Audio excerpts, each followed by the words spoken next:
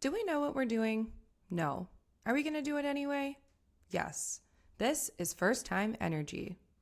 Welcome back to First Time Energy. I'm your host, Alex Broxma, and this is the podcast where we normalize awkwardness, overthinking, and pretending we know what we're doing while internally refreshing our self-esteem every 14 minutes.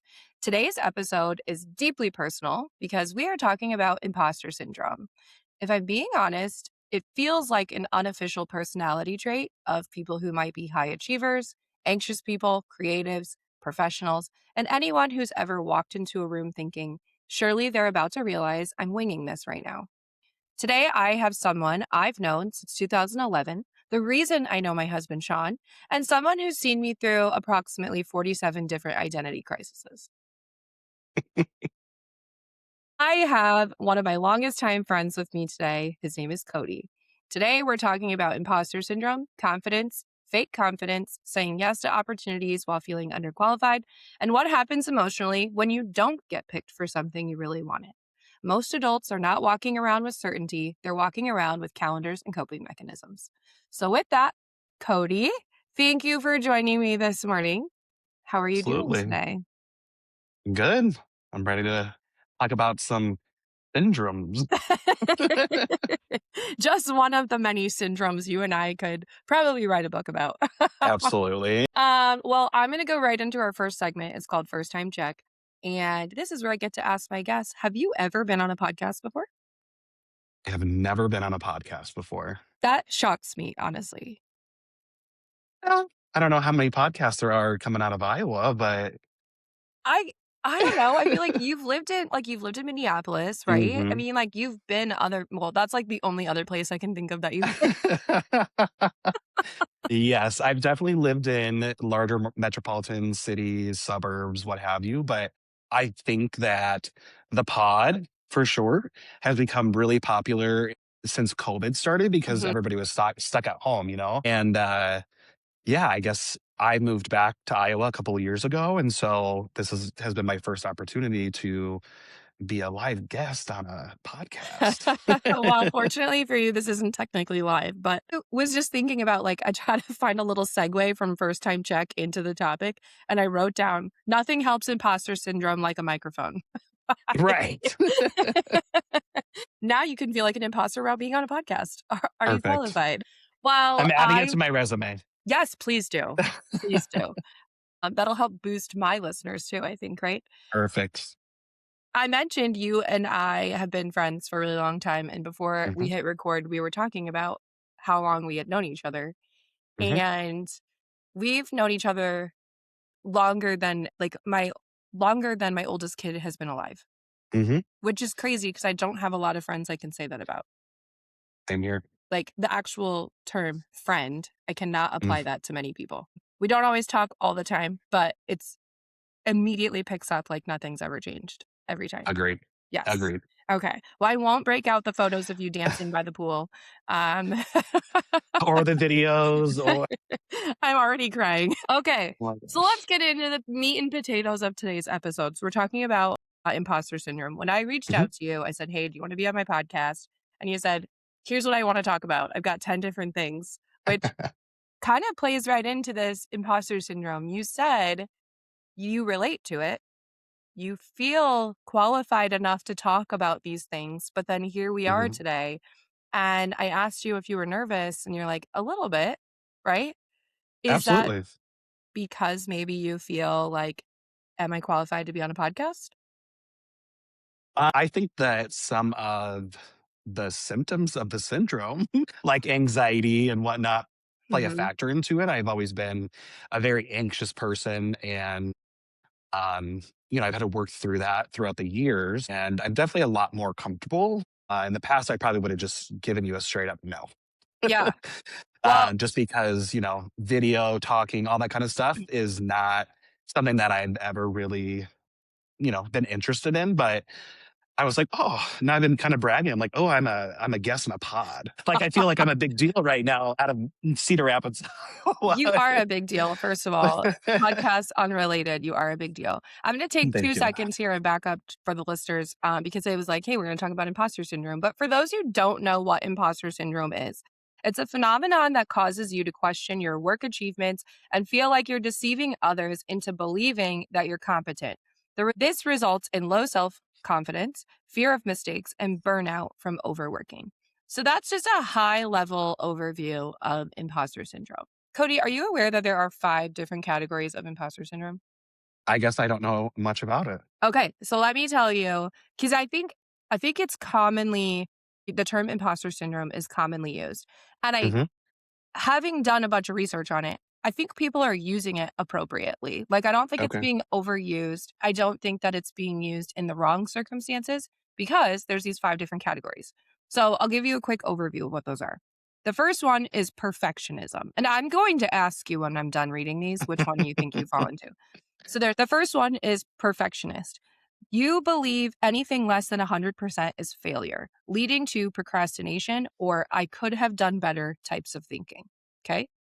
Number two, the expert feels they must know it all. Any gap in knowledge sparks self doubt or shame. Number three is the soloist thinks they must do it all alone. Asking for help feels like failure.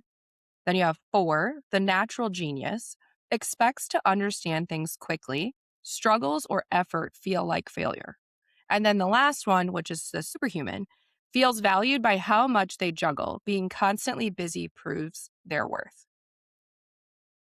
Where Interesting. where do you think you fall in some of these? Well, I think I've evolved over time, Hmm. but the one that resonates the most is the second to last one. The natural genius. Correct. So things come naturally, come very easily to you by just naturally. Yep, and I equate that partly because there are different types of learning styles. Hmm. And, I have been in different job roles, but I've always been, sort of like a natural born leader and a trainer This is why throughout you and I get along. throughout my time, in my professional life anyway, because it still plays a part in my personal as well, is I can be shown something. I'm an observational learner. I Mhm. would say 95% of people are hands-on. I need to be the driving force. I need it in my hands. I need to go through the process. That's Kinesthetic why I learn. learners. Those are the Yeah. kinesthetic people. Yeah, and I'm definitely an observational learner, and that's super rare. And so it is very frustrating for me when, I can typically have somebody show me something once or twice. Then I get into the situation where I'm actually carrying that out. And for some reason, I'm struggling. I remember everything, but then I don't know, there's some sort of brain block or something that Mhm. happens, and I get very frustrated, and then I feel inadequate. Yeah. I was asking Sean which category he felt I fell into, and it's funny Mhm. that you said, that you feel like you've evolved, because I was gonna say, I feel like I've evolved too, but just into 4 of these. Not like evolved through the process of them and like I'm coming out better. No, I'm Yeah, just taking sure. on 3 different personalities, unfortunately. Perfect. And I was when I in doing some research about this was discovering that it's actually extremely common for people to relate to more than one. Mhm. Um, so is there any other one that you like jumped out at you aside from the natural genius? So you had the perfectionist, the expert, the soloist, and the superhuman. Yes, one other did, and it was only just part of what you said, which was trying to manage it solo. The And soloist. yeah, and the delegation portion of that is definitely an area of opportunity that I see within myself. Mhm. Um, the more experience I get, the more personality types and, just different demographic and industries that I work within, I'm finding it easier to let that go and delegate more instead of Yeah. feeling like, well, you have this position, it was given to you for a reason. Even in my personal life with stuff that's happened and maybe some of my other family members not having the same type of personality that I do, where it's like, okay, well, I have to do everything, otherwise it won't get done or it won't get done the right way. Or in a professional setting, well, they gave you this job for a reason, so they're going to expect handle every little thing. Mhm. I think some of that aspect also comes from like generational changes. And you and I grew up in a time being told if we didn't go to school, you couldn't get a good job. If you Mhm. have tattoos or piercings, you can't get a good job. And Mm. I know, right? And so it's one of those things for me where I'm like, I feel I have to now prove that I actually can do that Mhm. without having a college degree and while having tattoos. But Yep. that's how I feel like I got into the soloist and superhuman thought process for me is that it's, look, I can do all of these things. I don't want other people to do them because I'm trying to show you my value. And then Mhm. also, look how much I can manage at one time, which is Mhm. really a bad idea to take on at the beginning of your professional career because it's hard to unlearn that.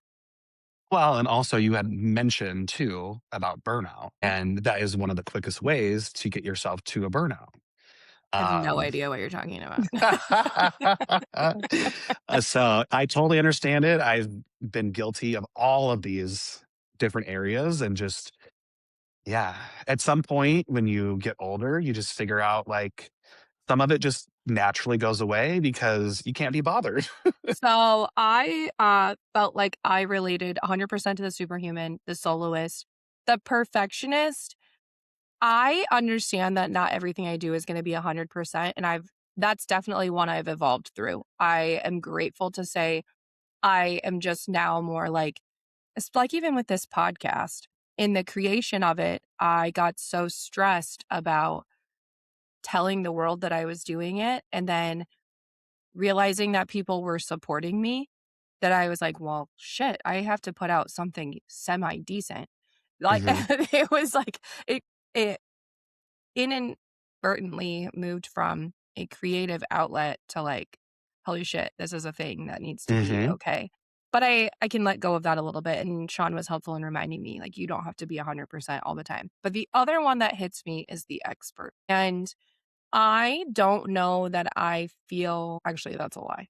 The expert is for real, but I think that that stems from not having gone to more than 6 months of college and being told you can't get a job if you don't go to college, and I constantly find myself saying, "I love just learning anything," Mhm. and I think that that's part of it. When did you first feel like you could relate to having any kind of imposter syndrome? Can you pinpoint that? Um, yeah, I would say it was working with Sean at US Cellular and, He's really good you at his know job. and, I'm in an environment around my peers, and I have been in that environment working alongside them, not to say that anybody was different based on title, anything like that, just different types of responsibility. Mhm, And so I think it very first started when I had the opportunity to become an interim sales manager, mhm. which then changed the dynamic of my peer to peer relationships Yeah. from, well, now we're just joking around all the time. We're working hard and whatnot, but now I'm switching into a position where I am doing observations. I'm providing you with coaching and feedback. I'm side by side selling with you. And, just last Friday, I was sitting next to you at the desk in a totally different capacity. Yep. And so there definitely was some relationship change and interaction change with a lot of the people that I worked with. And it kind of made me feel a little bit icky. And I didn't like it I because, I you think that's know, so common, especially of, environments like any job where you really started at like an entry level and just work your way hmm up. I think that that's 100% common in almost everybody who's moved up in a level hmm because you're right. You're sitting there with people who you get close to. Like, we get to go home at 5 o'clock today and don't have to take these problems with us. hmm And they have their own opinion of you anyway. I can tell you a handful of people I did not enjoy working with because they didn't pull their weight. Right? hmm And so then now you're going, what was their perception of me while I was an employee with them at hmm that level? And now do they see, do they think that I'm right for this role? So I could absolutely see why, because well, you're you started at US Cellular young. I did. I jump started my career in the wireless industry. Fresh 18 years old. I was Yeah, only a couple months 18 with a different company.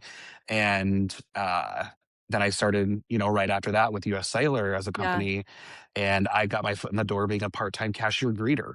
Mhm. And I had worked from, a couple locations, one of them that you were at Yep. to help out sometimes. And then, like you said, I've always worked my way up from the entry level position part time sometimes through the ranks. And that has attributed to that feeling of what we're talking about with the imposter syndrome. I have to just pause for a second because my brain went back to like when I met you as a cashier greeter. And I was like, Mhm. okay, so he's seen me through buying my first coach. He's seen me when my car died on the side of the road. He's I seen was me. in the, I, it was, Um, there's so many iterations. I think I said Mhm. 47. Yeah, I think that that's extremely common. But the flip side of that, right? Let's say we flip the coin, which is sometimes hard to do in these roles, but is to go, doesn't that make you the most qualified individual for this job? Right. Because you started at the entry level Mhm. position, got to learn at literally every step of all of the cogs and how the machine works. That Mhm. makes you the most qualified. Yeah, it definitely is interesting because, working and starting this at 18, 19 years old, and you just with any workplace, there are going to be demographics and age range and, you know, having people who are direct reports to you that might be 10, 20, 30, sometimes 40 years older than you definitely makes that even more interesting Is there when you're anything Go ahead. I would say when you're transitioning into that role where it's like, well, I'd been here for a year and a half and now maybe that's their journey and that's the journey that they wanted to go on. But also wondering in my head, like you said, do they, they've seen this through 15 sales managers. What do they think, And so it just kind of puts that doubt and that, all those thoughts into your head that you don't share out loud typically. It's usually Right. when you leave or as you're going throughout the day. And now, here we are, Hmm. can reflect on it in the past. Hmm. Um, what situations so now or in recent life trigger this feeling for you? Um, I can honestly say that I have effectively worked my way out of having imposter Well, syndrome. good for fucking you. And there are just other things that have happened. A lot has happened in my very short life. Like I lived like five people's whole Yeah, you lifelines have. in just my 20s. Yeah. And then I get into my 30s, and now I've lived two or three more with, you know, um, parental loss and something that you're familiar with, and just things that you now are like, "Oh, I have to step up to the plate and do Yeah. this." There isn't really room to even have thoughts about failing at it Right. or thinking people that you're not gonna be good. You just gotta get the shit done. I 100% agree with that statement. But that also plays into one of those types, right? Where it's like the soloist, I just got to get shit Mhm, done, or the superhuman, look how much I can get done, mhm. right? And to some degree, I said that confidently, like, because I'm like, look, I know how much I can get done. I can get these 10 things done to the two things I'm going to assign to you with confidence. I say that. But then then I know, I absolutely know sometimes I take things on tenfold that I don't need to just because I can then go, look, I'm valuable and this is where my confidence goes. That's terrible. That's absolutely horrible. It's definitely easy to fall back into that mindset of your own capabilities, but then also having to remember at the same time that you are in a leadership position where you are empowering others. And so you are trying to make others around you just as successful as you became. And the only reason that we became successful is because we had awesome leaders backing us. That's And true. so if you're able to stop, pause when you are having those feelings and moments of overwhelm and, oh my gosh, why did I do all this when I know I could have somebody else help me and be like, oh, I should do that because it's not about me. It's about the greater good or the overall common goal. And let me empower this person because I want to watch them succeed and get to their next iteration. I'm just going to toot my husband's horn for just a second here and say he is a fantastic leader. Hmm. It's been fun to watch him grow and develop employees and associates at Hmm. his company because people constantly say like I'm here because he was supportive. But what's funny about that is he had a really hard time turning that off when he would leave the store and go to his personal life. And I remember a Mhm. couple of our first interactions where like he would say something to me like, "How can I support you through that?" Like, I mean, and like it's great because it's supportive as a significant other. I can't remember. He used to have this exact phrase that he would say, and he doesn't do it anymore because I called him out on it so early. Mhm. But I was like, "You're my boyfriend, not my boss, Mhm. and it's okay for you to not talk to me like you're in management." It when you do it all day, every day, it's like that corporate jargon that everybody makes, like joke videos about Yeah, online and whatnot. And having gone to certain medical related places and having those common phrases as well yeah, and using them, like, for example, how can I best support you in this moment mhm. with what bandwidth that I had? Just, you know what I mean? And then my friends are like, wait a minute, can we stop, rewind? Because who am I talking to right now? I don't know that it's like been like a pleasant surprise in our relationship. Maybe for both of us, but for sure for me. I'd have to check in with him, but, because I don't think that he realized how motivated and how driven I am, and Mhm. so I thrive off of while I joke about him saying that, he has that mindset to develop, so I have conversations with him, not expecting him to develop my Mhm. personal and professional sense, but it really does. It propels me to do things I maybe wouldn't do, step out into that like role that I maybe feel anxious about or whatever the case is. Even this weekend, I had a situation. I was like, all right, how should I approach this? And he had attacked it from like a situation of if I had someone coming to me to bring this to me, how would I want that? Okay, here's my next question is what do you think the difference is between being humble and self-doubt? Okay. Okay. Uh, So let me give you an example of going back to my husband, Sean, who's sitting in the other room and can hear me talking about him, but can't hear. He's only hearing a one-sided mhm. side of this, which hopefully for him is uplifting. I'm going to do a compliment sandwich. He's amazing. Okay. But when he's applied for different roles in different jobs, same company, right? And we talked Mhm. about getting your foot in at entry level and he's worked his way up, up, up, up, up, up, up Mhm.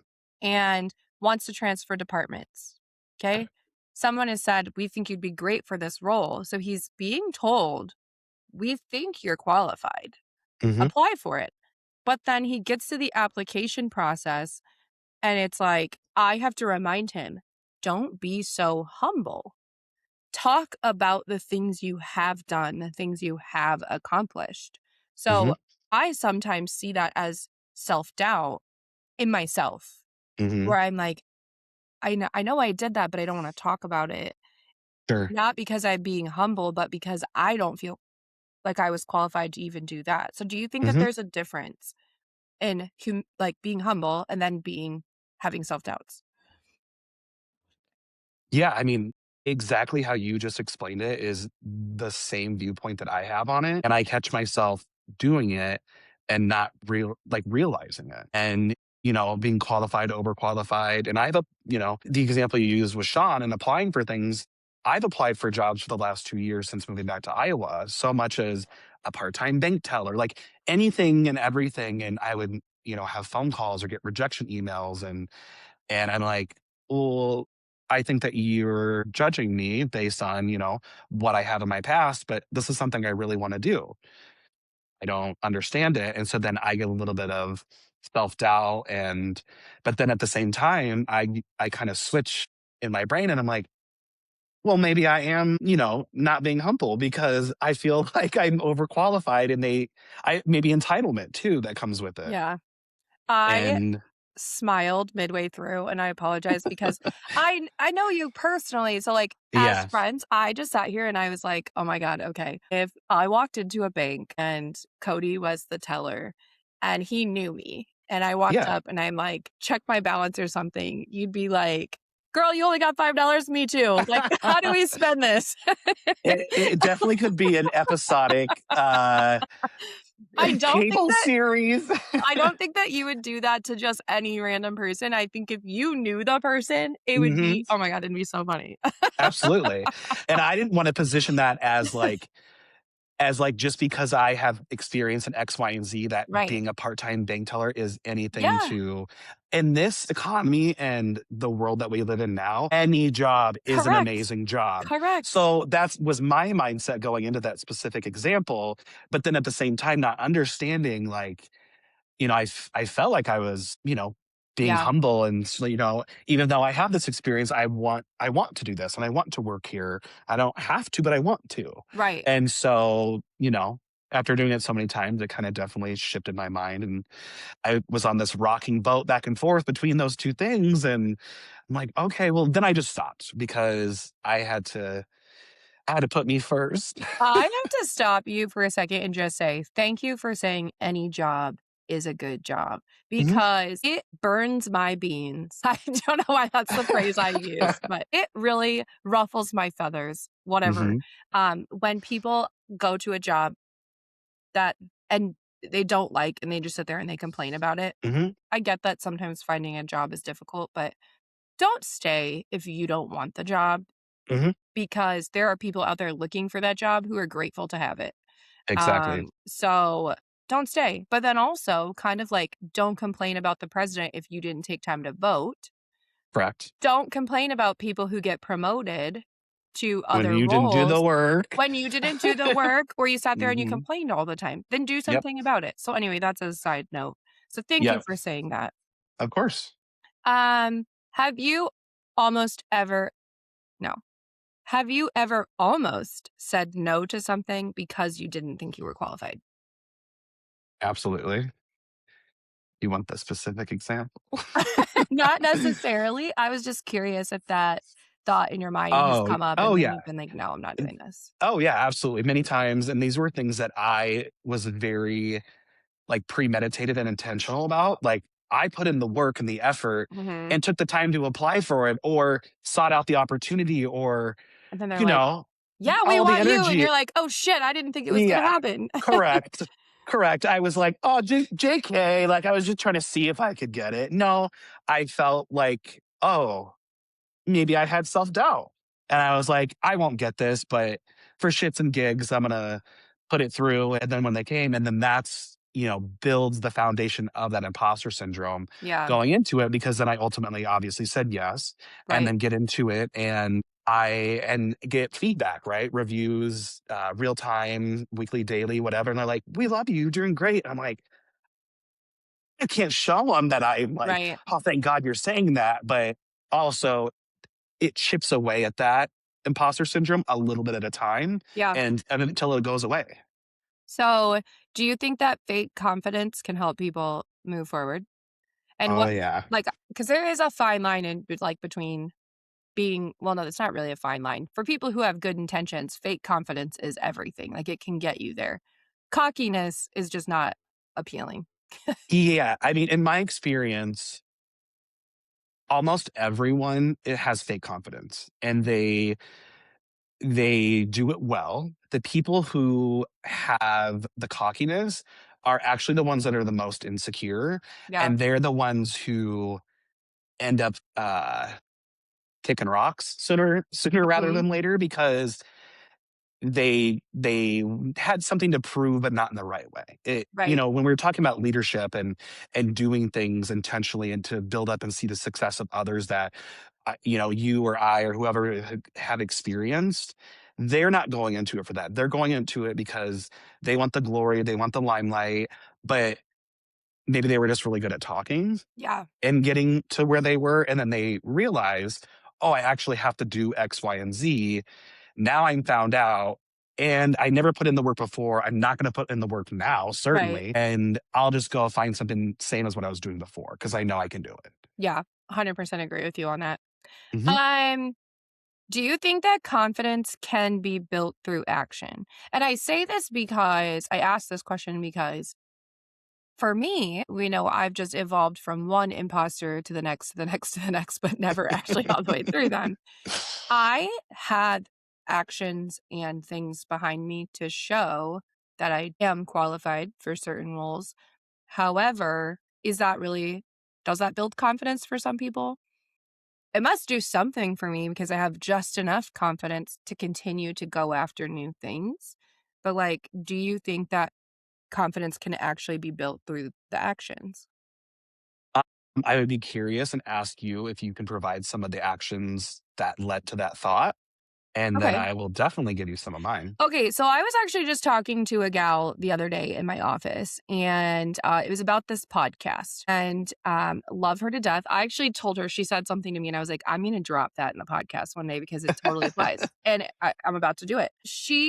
I said, I feel like I have imposter syndrome. Like, why would I be able to start a podcast? Who the hell is going to listen to some weird person from Cedar Rapids, Iowa, talk about like first time experiences and then how am I qualified to guide people potentially through this? I don't have a degree in psychology, despite everyone in my life telling me I should have been a therapist.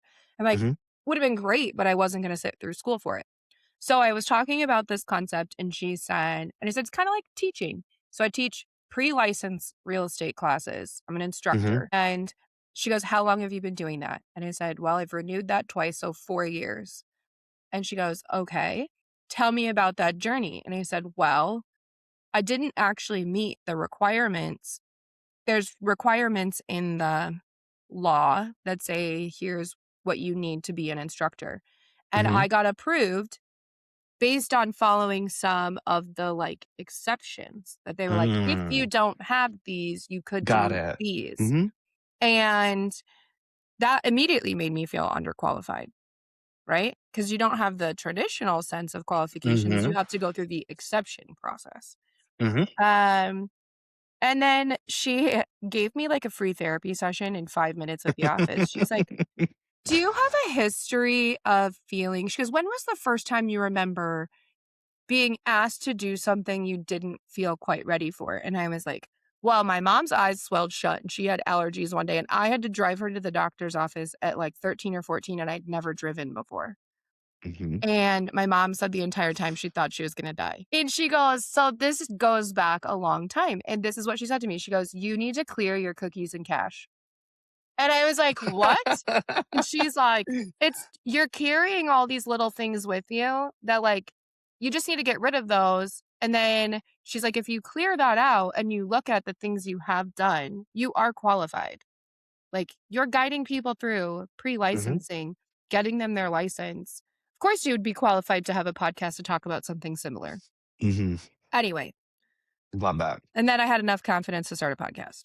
Yep, love it. My answer is yes, and what my brain goes to is when you are, like, on Indeed or other job applications, and it shows you that section, what they're looking for, and they always do it kind of like a split. Mhm. This degree, or if you have, because a lot of people have field experience like us, Mhm. where we Mhm. did work the way up. We know all those things. Just because I didn't sit in a classroom for 4 years Mhm. doesn't mean I don't know as much or even more than somebody who just fresh came out of college with a piece of paper that costs $90,000. Right. And yeah, I definitely think that if you have the open mindset of willingness and the desire to learn anything and everything that you can, that is a milestone toward your bigger goal. Yeah, those actions will give you the confidence. And then just like working with an executive, they're very much data-driven people. Mhm. Now you have this information you could put down on a resume or on a presentation or maybe even do a live action run through with them to prove that just because I don't have this qualification, I've taken all of these actions and yeah, I meet or exceed what you're looking for. So, let's jump through really quickly. Now you have the confidence and you find it, you're excited, you suck it up, you put in for something, and you don't get picked. Mhm. Now what? I honestly believe that boils down to the person Mhm. and again, your mindset, your mental stability, your drive, willingness, all these things. It's happened to me. It's happened to me at US Sailor more than once. I eventually made it to where I needed to be, and being open-minded about constructive feedback and accepting that it is a positive thing and it's not somebody trying to drag you down, Mhm. taking it and listening to that advice, proactively reaching out to other people who went from where you're at to where you want to be, getting their advice as well to figure out, what do I need to do? Mhm. If you get turned down and you don't do anything else, you just complain about it or whine. Well, I guess you really didn't want it that bad in the first place. Right. I have been in this situation a handful of times over the course of the last 12 months. And I started meeting with a business coach about 2 years ago. And he has helped me reframe a lot of the thought processes I have around some of this stuff. And I get to go, well, wait a minute, maybe the timing wasn't right. I am a person who Hmm. believes like what's supposed to happen is gonna happen, regardless of whether or not it's what you wanted. But how Hmm. do you look at it? Is the glass half full or is the glass half empty? And so Hmm. there have been multiple times where I go, okay, the timing isn't right. And then in hindsight, I get to see why the timing wasn't right. I'm like, okay, wait a minute, Absolutely. this makes sense. Mm. But Yeah. he has really taught me to like harness the energy. It might feel negative in that moment and take that and what are you going to do with it? Turn it Hmm. into momentum to go do something else or to get yourself, okay, maybe you only had 7 of the 10 things that made you qualified. Use that energy, go get the other 3. How do you do it? Hmm. But yeah, I 100% can relate to this like thought process of what do you do and how do you navigate through it? Um, I think that it's healthy to have some rejection. Yeah, I just want to throw it out there that this basic principle that you and I are in agreement with does not apply to if you've crashed your car 17 times, because at some point you have to know when to hang it up. Because it's like, if you've crashed your car, honey, I'm sorry, but you really probably just shouldn't be driving and you should get an Are you Uber, talking get a about bus. Tiger Woods? Man, that guy knows how to flip a car. He should stick to like monster truck rallies or something for entertainment. Change change his, professional career. Oh, that I just know that insurance is expensive. And he has the money to never be in that situation. I Now, know. what speaking of, and I won't bring up your Britney Spears era, however, I Sure. was reading that she had made a comment about getting her driver's license. She's a terrible driver, and people around her say she is, but she said that was something she didn't get when she was a teen because she rose to fame too quickly, and it's a sense of Mhm. freedom for her just to be able to have that. Should she have it? Not sure. Um, Hey, I we live in the Midwest, not on the West Coast, so yeah, go for it. that's fair. It's a little safer out here, I guess. No, I agree with you. I do think that rejection is important because it prevents people who are pure of heart from becoming cocky. I remember one time, and it wasn't even a job I wanted. I was just looking for a new job. I Mhm. needed to get out of retail and go into something that was more consistent because I had kids. Mhm. And it's the one and only job I've ever applied for that I didn't get after 2 interviews, and I was like, "What the fuck?" Um, but that was humbling, and I needed Mhm. that, and I think that it was humbling because my intentions were pure, like, because I Yeah, know I wanna go into this. I wouldn't have applied for it if I didn't think I wanted it or couldn't do what you're asking of me. of Um, course. so it's healthy for most. Let's see. I'm making sure I just went over all of the things I wanted to talk about before I jump into commit or cancel. Okay. Um, yeah, I mean, I feel like we did a pretty good job. If you had to sum up your thoughts about imposter syndrome and give just your overall 2 cents about it, what would you say to someone who's like, maybe I have this? To summarize, I would say it's normal, it's healthy, almost everyone experiences it, and yeah, you're not alone. Yeah, 100% agree with you.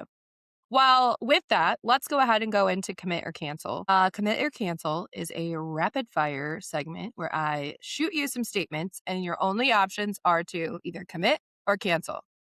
It's pretty simple. Okay. Okay, you ready? Mhm. Commit or cancel to pretending you know what's happening. Cancel. Commit or cancel applying for opportunities you feel underqualified for. Commit. I agree. Commit to that. Commit or cancel to networking events. Do you think they help you? Yeah, I would go commit. I would too. My anxiety, you could tell, was going through my head. Like I had to immediately put myself there, and I'm like, I would cancel, but I know it's a commit because it is helpful. I've forced myself into them. Definite commit. Okay. How about commit or cancel to fake it till you make it? Commit. Commit. Commit or cancel to overthinking emails before sending them. I would have to cancel that. I Just based on overthinking is the Mhm, terminology. mhm, I think that proofreading a couple of times is a necessity, mhm, but overthinking just leads you to a place of 100,000 edits for a 5-second email that has now turned into 25 minutes of reading it over and over again. mhm. I will say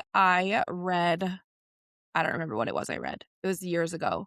And it talks about the word just and how many times you put that in an email. And if you're trying to convey something, and as a person who constantly feels like I'm underqualified, which is, we clearly know, a personal issue, I now type out an email and I just go back, just. I go back and I look and I remove the word just because it comes across as insecure or it comes across as you don't have confidence.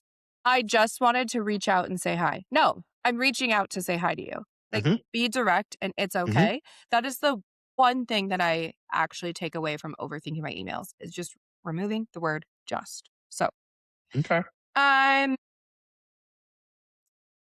commit or cancel to rejection fueling character development. commit. Commit or cancel to comparing yourself to people.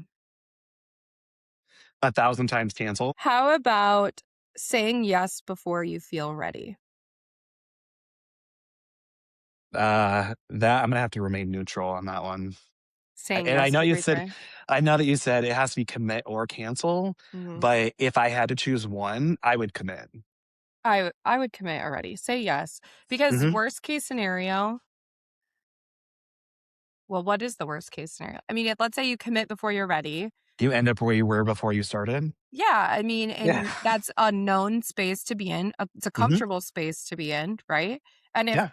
best case scenario is you get picked or you do whatever it is you wanted to do, and maybe you run into a Sean who wants to develop you, and there you go.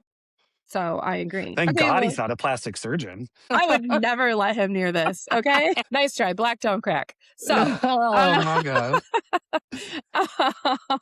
actually, I really care about SPF. Wear your SPF. That's, Oh my um, gosh. too much. Well, thank you so much for coming on, the pod with me Mhm. today. I absolutely felt you were 100% qualified for this particular topic and probably many more that I will have you back for. But what I always like to leave the listeners with is a quick this is how we do it segment. And it just goes through some things you might want to think about. Maybe you're listening to this today feeling like I've had imposter syndrome. I can relate to this. Wow, I didn't know that there were 5 different options. I'm all five. I'm here to tell you that's okay and that's normal. So, this is how we do it when imposter syndrome starts getting loud. If you're listening to this thinking everyone else seems more qualified than me, or maybe you're thinking, I don't think I'm actually good enough for this opportunity. First of all, welcome to being human. Imposter syndrome usually shows up most in rooms you actually care about being in, but this is how we do it when self doubt starts to drive the car. Number one, get specific about what you're actually afraid of. This matters because if you're thinking, I'm not good enough, that's usually too vague of a thought to be the challenge. Ask yourself, am I afraid of failing, looking inexperienced, being judged, rejection, embarrassment? Once you identify the real fear, it becomes easier to deal with logically instead of emotionally spiraling. Two, stop waiting to feel ready before taking action. Most opportunities in life do not arrive after confidence magically appears. Usually, the opportunity comes first, you panic second, and you grow later. You do not need any kind of certainty to begin. You just need the willingness. Number three, Build evidence instead of relying on feelings. This is huge because imposter syndrome will happily ignore every accomplishment you've ever had. So instead of asking yourself, do I feel confident? Ask, have I already survived something that I can take confidence from? What skills have I already built? What proof exists that I can figure things out? Feelings are not always facts. The evidence matters more. And lastly, number 4, learn how to survive rejection without making it personal. This is a game changer. Not getting picked does not mean you're untalented, incapable, or doomed forever. Sometimes the timing is wrong, the fit is wrong, or somebody else was simply a better match. Your job is not to avoid rejection completely. Your job is to become resilient enough that rejection does not stop you from trying again. Confidence is not, I know I'll succeed. Confidence is, even if this goes badly, I'll still be okay. That mindset can change everything. New experiences don't have to be so scary. Let's make them feel doable. Awkward is fine. We're doing it anyway. And I will see you next time. New experiences are awkward. I make them easier and way more entertaining. Follow First Time Energy wherever you listen.